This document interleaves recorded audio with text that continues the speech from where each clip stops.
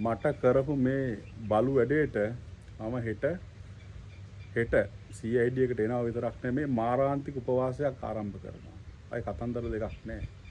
මේ හොරු යකෝ මනීස බලු වැඩ කරන්න එපා. තෝ හිඟා කකා හිටියේ. තොට අත දීපු මට තමයි මේ වගේ බලු වැඩ කරේ සල්ලි වලට. සූදු සම්මිගේ සල්ලි වලට, බයි ඉරාච්ලගේ සල්ලි වලට, අර නයි දෙරණි සල්ලි වලට. හරිද? ඊට වඩා හොඳයි අම්මා විකුණපන්. බල්ලා. හරි?